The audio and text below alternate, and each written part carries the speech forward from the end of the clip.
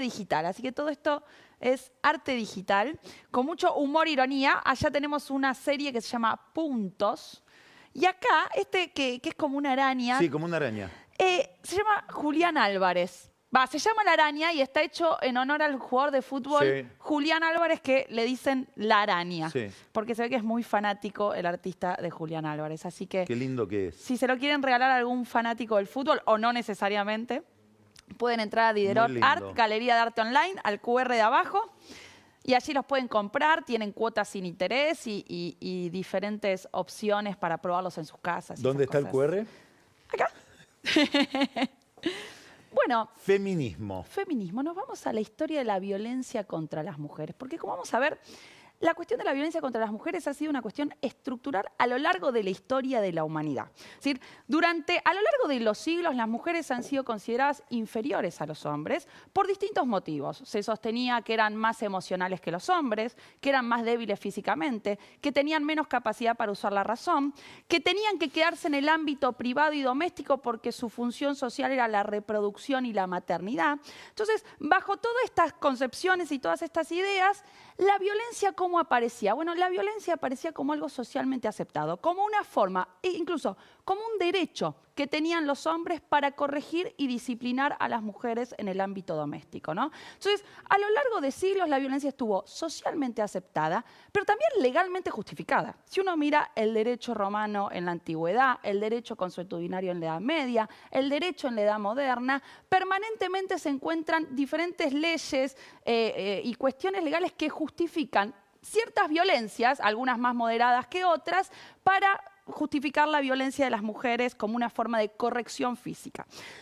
¿Cuándo la violencia empieza a ocupar un lugar central en el feminismo? Es decir, cuando las mujeres como movimiento colectivo empiezan a pedir la erradicación de la violencia de género. Bueno, hace muy poco tiempo, hace apenas 50 años, 5 décadas que tenemos la cuestión de la violencia en la agenda feminista.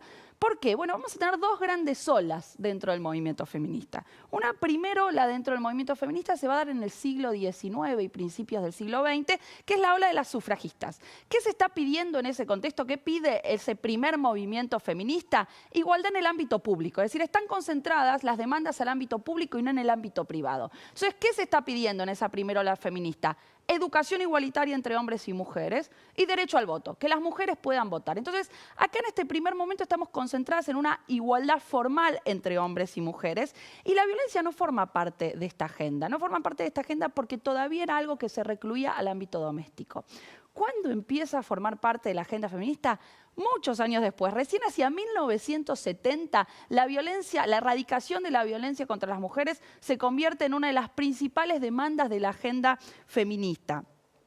¿Por qué? ¿Por qué tan tarde? ¿Qué había que romper? Bueno, había que romper con la idea de que el ámbito privado y el ámbito doméstico era un ámbito inviolable que estaba controlado por los hombres. Es decir, había que borrar las distancias entre la esfera pública y la esfera privada. Había que transformar una cuestión que se consideraba tradicionalmente como del ámbito privado en un problema social. Y eso llevó mucho tiempo. ¿Por qué? Bueno, porque había que cambiar cosmovisiones y había que cambiar ideas. Y recién a partir de ese momento, después de la década del 70, empieza a formar parte de la agenda de organismos internacionales y de leyes nacionales. Por ejemplo, la ONU recién en 1993 va a tener una declaración para la eliminación de la violencia contra las mujeres. 1993. 1993 la ONU. Bien.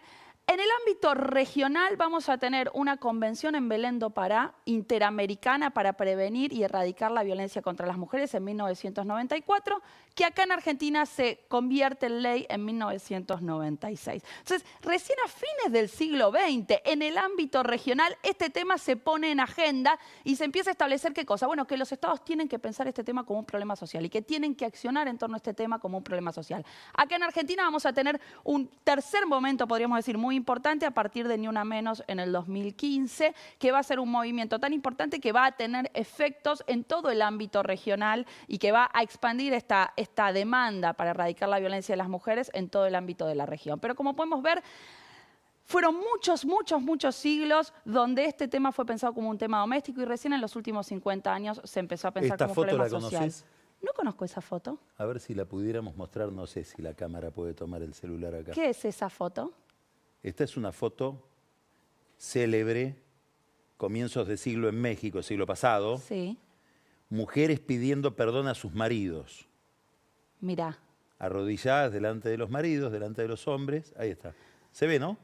Porque se suponía habían desobedecido y los Por lo que hombres... sea, de rodillas. Esta es una escena no tan vieja, digamos, un siglo. Totalmente, y que incluso 50 años después capaz todavía se podía ver algo así. Hoy hubo una elección, una votación en el Club Cuba, Sí, ¿qué en la sede de votaron? Palermo. ¿Qué votaron? En el Club Cuba, fundado en 1918, se incorporó el derecho de las mujeres a ser socias en el 2017. Es decir, Vanguardia, hace muy poquito, 6 años. 6 años. Y hoy se votó si... es otra de la misma serie. Sí, no, pero la que yo mostré es una foto histórica.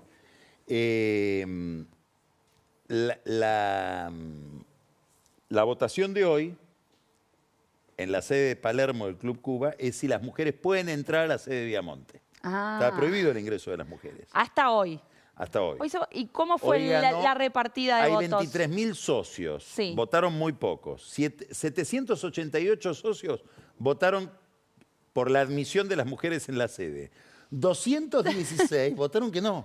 216 se aferran al privilegio que les quedaba de entrar a Es la muy sede de Viamonte. interesante que en el contexto de la polémica, del escándalo que hay hoy en relación con Alberto Fernández, la violencia, el lugar de la mujer... 218 dicen, no queremos No compartir queremos- la sede de Viamonte con mujeres. Exactamente, no queremos que entren. Increíble. No las queremos ver ahí adentro. Bueno, se aferran a ese pasado, ¿no? ¿No? Bueno, son algunos de los privilegios que le quedan y no los pueden soltar, Difícil evidentemente. cambiar, difícil Cambiar muchas ideas, sí. Excelente, Camila. Gracias, Muchas Carlos. gracias. Vamos a un corte y llega Carola Gil con Carola el whisky, con el whisky Vilota, y nos trae Carola algo que ni siquiera ni el fiscal González, ni el fiscal Rívolo, ni el juez Ercolini todavía saben de qué se trata y Carola ya lo sabe.